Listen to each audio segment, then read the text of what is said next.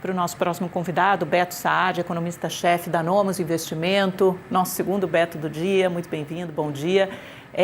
Beto, vamos mudar completamente de capítulo, né? Olhar ali para a guerra no Irã e para as repercussões dos tentáculos que tem tido. Parece que a via de contaminação é sempre pelo mercado de energia e com isso vai batendo na inflação, que pode bater em taxa de juros, né? E vai formando essa correia de transmissão. Qual o principal temor hoje? O que você vê em termos de evolução de cenário que está se desenvolvendo rapidamente? Perfeito, Amanda. Poxa, obrigado pelo convite. Eu sou um fã do canal. Bom dia a todos. E falando especificamente dessa guerra, o mercado está com algumas dúvidas, assim, né? Tem algumas coisas que são ainda dúvidas e tem algumas coisas que são mais óbvias, tá? O que é dúvida? É o quanto a guerra vai durar. Esse é o principal questionamento de todos os analistas do mercado financeiro, tá?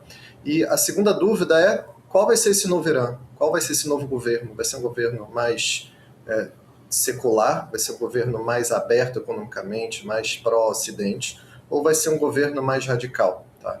Lembrando que o Irã é um país complexo, é um país de poder descentralizado, você tem diferentes instituições dentro do país, dentre elas algumas bem seculares, tá? Bem na linha ali dos outros países do Golfo Pérsico, mas também outras linhas bem radicais, tá? Inclusive uma dessas linhas era liderada pelo Ahmadinejad, que também morreu ali no último fim de semana. Então essas são as duas grandes dúvidas do mercado financeiro, tá? E tem algumas outras coisas que são mais óbvias, tá?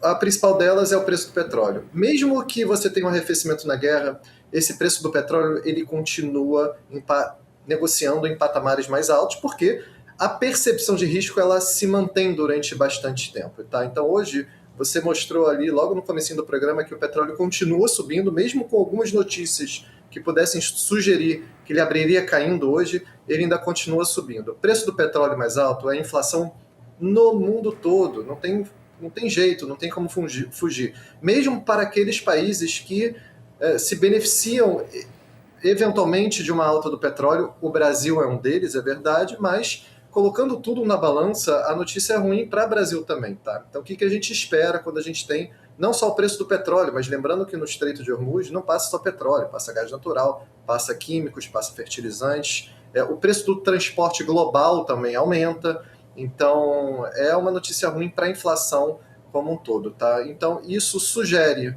taxas de juros mais altas, tanto no Brasil quanto nos Estados Unidos também, que é uma praça importante para a gente monitorar, e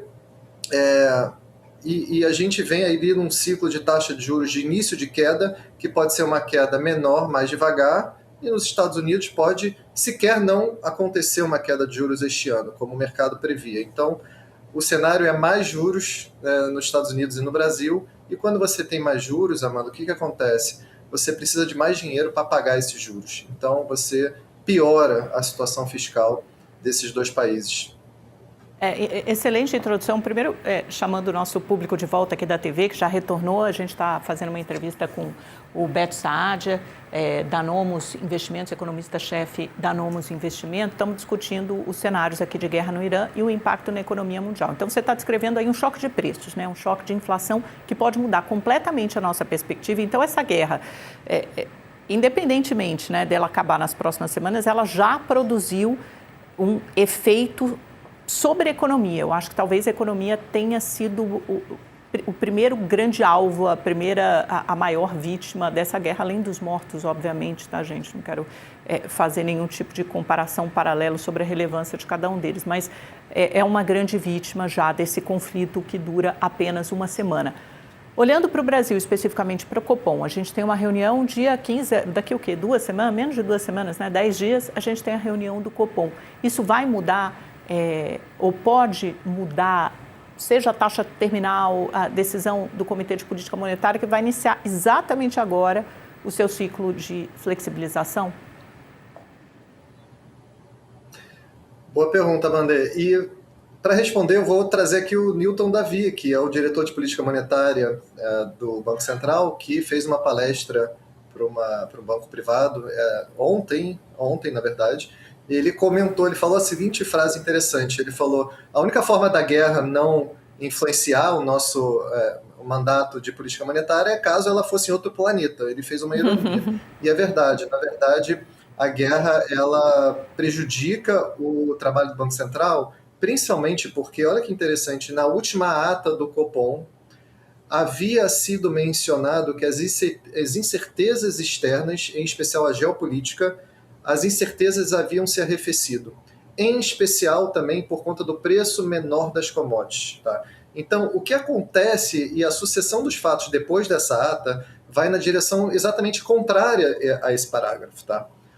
Soma-se a isso o fato de que a gente ainda tem um mercado de trabalho muito forte, tá?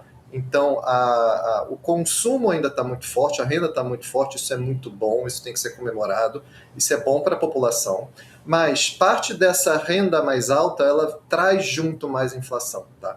É verdade que a renda da população está aumentando, mas a inflação também, a ponto de que o efeito dessa boa notícia, ele acaba sendo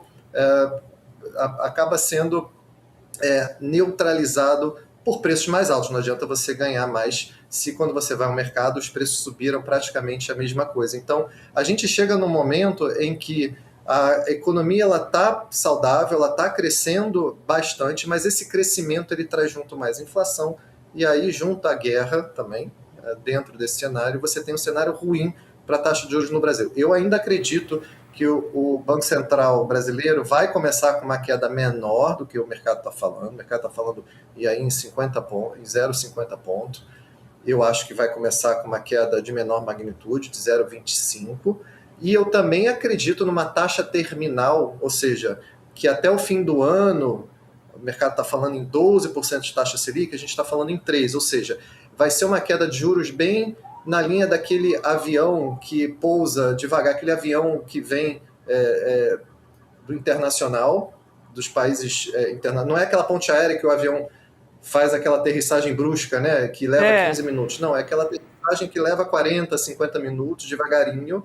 E também soma o fato de que os Estados Unidos também pode não cair juros, então também prejudica a nossa situação aqui. É verdade. Agora, Beto, última perguntinha, a gente tem mais 2 minutinhos. Como é que o Brasil está posicionado para essa guerra no Irã, possível prolongamento do conflito? Aí eu falo em termos econômicos, olhando para o copo cheio, copo meio vazio, o que a gente tem a ganhar e a perder? Por um lado, óbvio, a alta de preço do petróleo impacta na inflação, mas por outro lado, gera mais divisas para o país, o Brasil exporta petróleo, né, cada vez mais, a gente é um grande produtor mundial, isso aumenta também recursos para a Petrobras. Como é que se dá essa posição, esse olhar talvez um pouco mais favorável?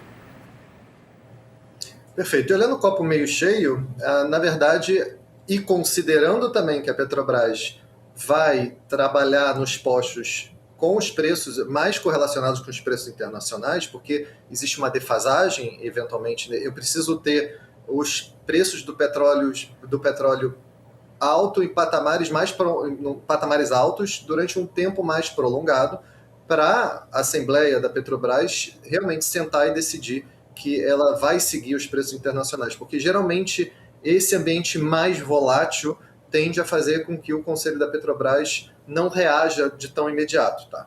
Então, mas, de fato, a gente acredita que em alguma parte isso vai ser repassado, tá? E aí você melhora um pouquinho a receita do superávit primário, né? A receita do governo, porque a gente vende petróleo, Petrobras vende petróleo e o governo é o controlador da principal empresa que faz isso. Tá? Então, aumenta-se um pouquinho a arrecadação, isso ajuda, logicamente.